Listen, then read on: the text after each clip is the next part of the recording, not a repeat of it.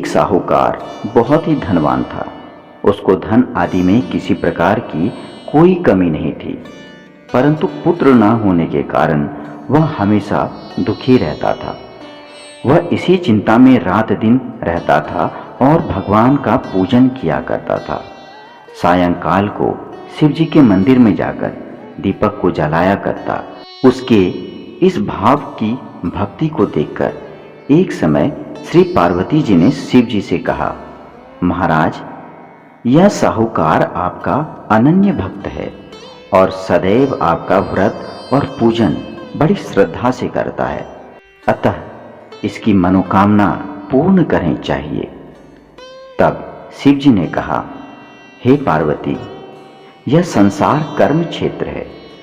जैसे किसान खेत में बीज बोता है वैसा ही फल काटता है, उसी तरह इस संसार में जो जैसा कर्म करते हैं वैसा ही फल भोगते भी हैं। पार्वती जी ने अत्यंत आग्रह से कहा, यह आपका ऐसा भक्त है और यदि इसको इस प्रकार का कोई दुख है तो उसको अवश्य ही आपको दूर करना चाहिए, क्योंकि आप तो सदैव अपने भक्तों पर दया करते हैं, उनके दुखों को दूर करते हैं। यदि आप ऐसा नहीं करेंगे तो मनुष्य क्यों आपकी सेवा, व्रत और आपका पूजन करेंगे। पार्वती जी का ऐसा आग्रह देख शिव जी प्रसन्न हो कहने लगे, हे पार्वती, इसके कोई पुत्र तो नहीं है, परंतु पुत्र चिंता से यह अति दुखी रहता है। इसके भाग्य में पुत्र न होने पर भी मैं इसको पुत्र की प्राप्ति का वरदान देता हूँ, परंतु वह पुत्र केवल 12 वर्षों तक ही जीवित रहेगा। इसके पश्चात वह मृत्यु को प्राप्त हो जाएगा। इससे अधिक और मैं कुछ भी इसके लिए नहीं कर सकता। ये सारी बातें वो साहूकार सुन रहा था। इससे उसको न कुछ प्रसन्नता हुई और न ही किसी प्रकार का दुख हुआ। वह पूर्ववत वैसे ही शिव महाराज की सोमवार का व्रत और पूजन करता रहा। कुछ काल के व्यतीत हो जाने पर साहूकार की स्त्री गर्भवती हुई और वे 10वें महीने में उसके गर्भ से अति सुंदर पुत्र की प्राप्ति हुई। साहूकार के घर में बहुत खुशी मनाई गई, परंतु साहूकार ने उसे केवल 12 वर्ष की आयु जान अधिक प्रसन्नता प्रकट नहीं की और न ही इस भेद को किसी दूसरे को बताया। जब वह 11 साल का हो गया तो उस बालक के माता पिता ने उससे विवाह के लिए कहा, परंतु वह साहूकार कहने लगा, मैं अभी इसका विवाह नहीं करूंगा, काशी जी पढ़ने के लिए इसे भेज दूंगा। फिर उस साहूकार ने अपने साले के साथ उस बालक को बहुत सा धन देकर काशी जी पढ़ने के लिए भेज दिया और कहा, रास्ते में जिस जगह भी जाओ वहाँ यज्ञ करते, दान करते तथा ब्राह्मणों को भोजन कराते हुए जाना। इस प्रकार वे दोनों मामा और भांजे सब जगह यज्ञ करते और ब्राह्मणों को भोजन और दान करते हुए जा रहे थे। अब रास्ते में उनको एक शहर मिला। उस शहर के राजा की कन्या का विवाह था और दूसरे राजा का लड़का जो विवाह के लिए बारात लेकर आया था वह आंख का काना था। लड़के के पिता को इस बात की बड़ी चिंता थी। वर को देखकर कन्या के माता पिता विवाह में किसी प्रकार की अड़चन पैदा न कर दे। इस कारण उसने अति सुंदर सेठ के लड़के को देखा तो मन में विचार किया कि क्यों ना दरवाजे के समय पर इस लड़के से वर का काम लिया जाए।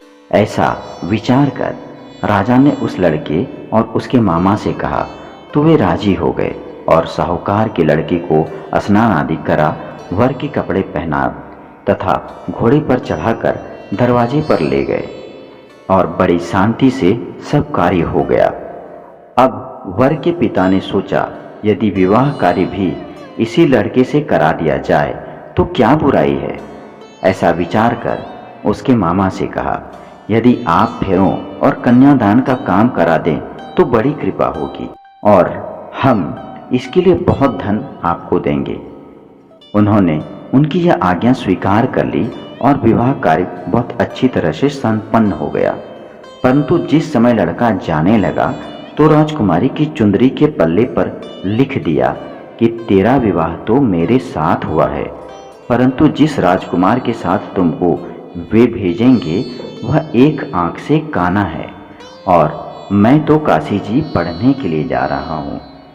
उस राजकुमारी ने जब अपनी चुंदरी पर ऐसा लिखा पाया तो उसने राजकुमार के साथ जाने से इनकार कर दिया और कहा कि यह मेरा पति नहीं है, मेरा विवाह इसके साथ नहीं हुआ है, वह तो काशी जी पढ़ने गया है।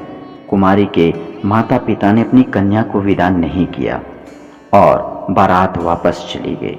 उधर सेठ का लड़का और उसके मामा काशी पहुंच गए। वहां जाकर उन्होंने यज्ञ करना और लड़के ने पढ़ना शुरू कर दिया। जब लड़के की आयु 12 साल की हो गई तब एक दिन उन्होंने यज्ञ रच रखा था।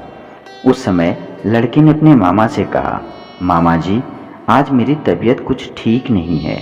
मामा ने कहा कि अंदर जाकर सो जाओ। लड़का अब अंदर जाकर सो गया और थोड़ी देर में उसके प्राण निकल गए। जब मामा ने आकर देखा कि वह तो मुर्दा पड़ा है तो उसको बहुत दुख हुआ। उसने सोचा कि अभी मैं रोना पीटना मचा दूंगा तो यज्ञ का कार्य अधूरा रह जाएगा। अतः उसने जल्दी से यज्ञ का कार्य संपन्न किया और ब्राह्मणों के घर जाने के पश्चात रोना और पीटना आरंभ कर दिया। संयोगवश उस समय शिव जी और पार्वती जी वहां से गुजर रहे थे।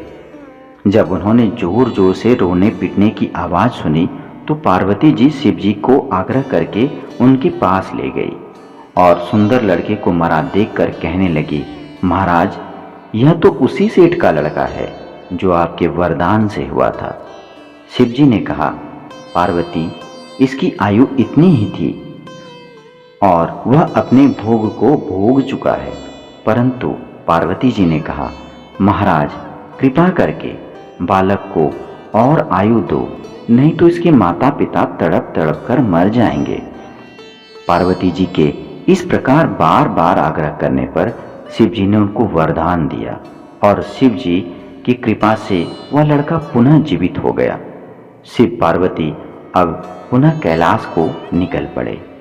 तब लड़का और उसका मामा इसी प्रकार यज्ञ करते हुए अपने घर की तरफ चल पड़े और उस रास्ते में उसे वही शहर मिला जहाँ पर लड़की का विवाह हुआ था। वहां आकर जब उन्होंने यज्ञ आरंभ किया तो उस लड़की के ससुर ने उसको पहचान लिया और अपने महल में लाकर उनकी बड़ी खातिरदारी की।